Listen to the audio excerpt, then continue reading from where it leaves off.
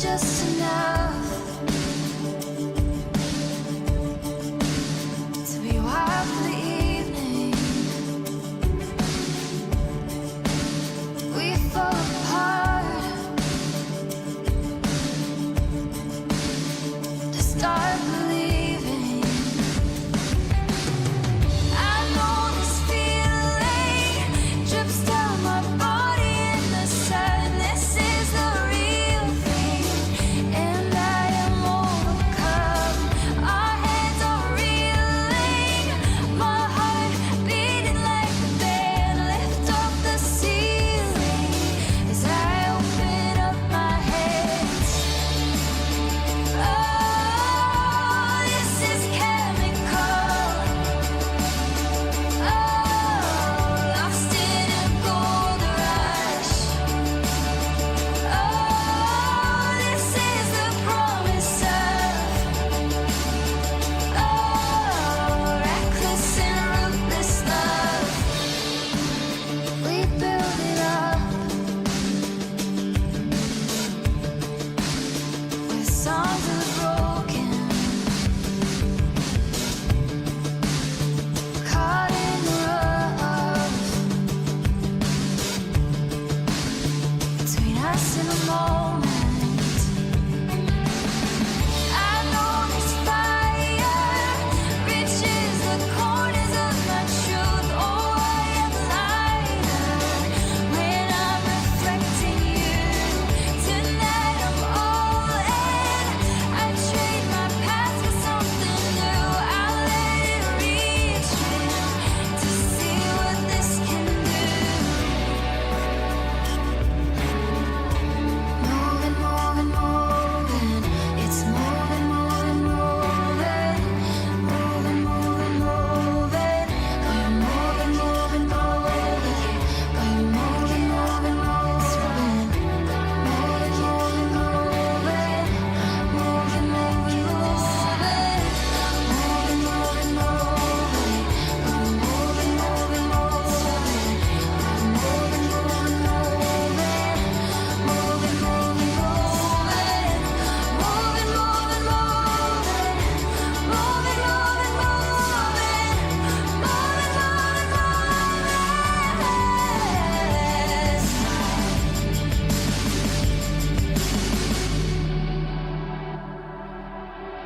I know this feeling drips down my body in the sun. This is the real thing, and I'm overcome.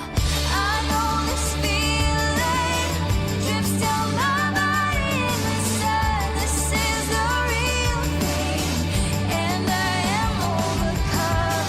Our hands are reeling, my heart beating like the band. Lift off the ceiling as I open up my hands.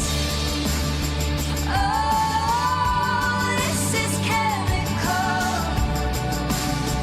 Oh, caught in a gold rush. Oh, this is the promise of reckless and ruthless love.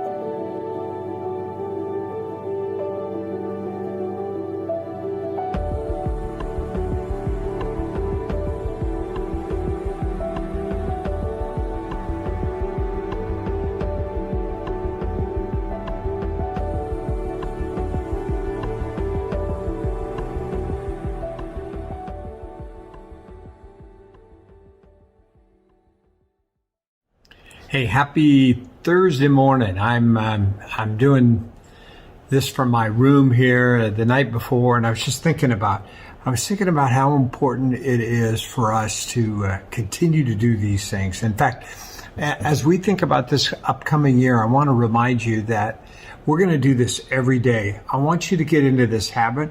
When we start the new year, I want you to have as many of your friends come and join us. And every day, one of our staff people are going to share from the 1 Year Bible. Every day it's going to come. And so I really encourage you to join us in all that. And let me just say a couple more things. Recently, all of us are kind of reeling a little bit. We're not ready to be locked down, and there's a kind of new regulations locking us down, can't go to a restaurant, all these sort of things.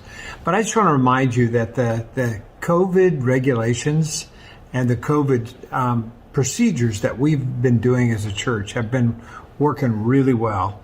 And so we're going to continue our COVID regulations, and we'll do church just as normal. So you wonder whether we're going to have church this Sunday. It will be just like normal and the same COVID regulations and all. We're going to be worshiping together. The numbers haven't changed at all. And so we really look forward to a great day of worship. And I know you'll join me in that. All right. So let's get into today's reading. When I read Ezekiel, here's an interesting thing. Ezekiel is all about describing the temple right now, and it's kind of detailing it out, and it's telling us all about the temple. Now, you may not understand that, you may not understand why, but you're going to see that in the next couple days. He's going to give exactly why. One of these days, this temple that Ezekiel is describing is going to be built. And when you think about it, that day will be the day that will be very close to the second coming of Christ. And he's predicting ahead of time what this temple is going to look like and what's going to happen and how the worship of God's going to be different there. And if you go to Israel with us, I hope you do, you'll see some of the very instruments that are ready to be put in the temple. The day they start construction on that, it's going to be amazing. But today I want to take my reading from James chapter 4. In fact, we've been preaching through this at the same time, which is always kind of fun when your daily readings hit with the preaching. But we're in chapter 4, which I'm going to preach on a week from Sunday. It starts with this way. What is causing the quarrels and fights among you? Don't they come from the evil desires that war within you? Now, this is a great verse. Especially when you're in COVID quarantine time, especially when your kids are schooling from home and you're working from home, and you ask yourself the question, what is causing all of our quarrels amongst us? And I think this is a great description. Here's what he says. Don't they come from the evil desires that war within you? You want what you don't have, and you scheme and you kill to get it. You're jealous of what others have, but you can't get it. So you fight and wage war to take it away from them. That sounds like a lot of kids' battles, doesn't it, that are happening right in our homes right now. Yet you don't have what you don't want because you don't ask God for it. I would stop here and just say, we oftentimes fight over the wrong things and fight over things that don't matter. And I think here's what James is saying. He says, want the right things. And then when you figure out what you really want, you can ask God for it, and he's going to give it. You don't have to be fighting each other for this. In fact, we can all ask God for it. And as I read on down here, I love these verses. In verse 6, it says, he gives grace generously. God is opposed to the proud, but he gives grace to the humble. And these next few verses are just so important to me.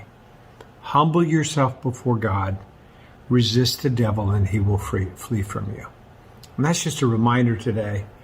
God waits for us to humble ourselves before him. God waits for us to ask for what we need. God waits for us to find ourselves at his feet. And then in that moment, he gives us the grace we need. So today, if you need extra grace, just humble yourself before him. The next verse tells us what to do. Come close to God, and God will come close to you. Wash your hands, you sinners. Purify your hearts, for your loyalty is divided between God and the world. So here's what he's talking about. This is washing your hands, talks about letting go of the sin in your life. Purifying your heart is about centering in your focus, getting your focus correct. And then he says, humble yourself before the Lord, and he will lift you up in honor. That's just a great reminder. There's a procedure for you to get ahead. And the best way up is down, humbling ourselves before God, letting God fill us with his grace, letting him lift us up. And that's just a good reminder today. There's one last verse. The verse says this: remember, it is a sin to know what you ought to do and then not do it. So this is a good reminder to all of us. Sometimes we think sins are always the things that we can't do. But really, this is about knowing what we ought to do. And so today, as we think about our day, God's going to show some things that we need to do today. And sin isn't just what we can't do. It's what we can do and should do and don't do. So I want to remind you today to let God show you what to do and live your life full of taking his next step. Now, there's one other passage I want to pick up here today, and that's Psalms 118. He says this: I thank you for answering my prayer, for giving me victory. The stone the builders rejected has now become the cornerstone. This was a projection, a prophecy from David that Jesus one day would become the cornerstone. And when he says, I thank you in advance for victory, he was pointing ahead to Jesus and for all of us. I mean, today, as we think about coronavirus, we think about whatever we're facing today in our life, we can thank God ahead of time for the victory because we can see ahead and know that he's the cornerstone. He's the victory that we're looking for in life. Well, I don't know what you're facing today. I don't know all the different things that you're struggling with. I know that for me, it's difficult to do this quarantine thing. It's difficult to go through all this, but my prayer is that you'll be safe. My prayer is that as you guys talk with each other and that as we share together, as we share as a church, that we'll continue to be safe and that God's going to help you. And I want to remind you of a really neat verse. It's the verse I always close with, that God works all things together for good to those that love him. And this is a good reminder for those that are struggling because of being closed down or being laid off or having some other struggle. God works all things together for good to those that love him. I love him with all my heart. I know many of you love him. If you don't love him, start loving him today.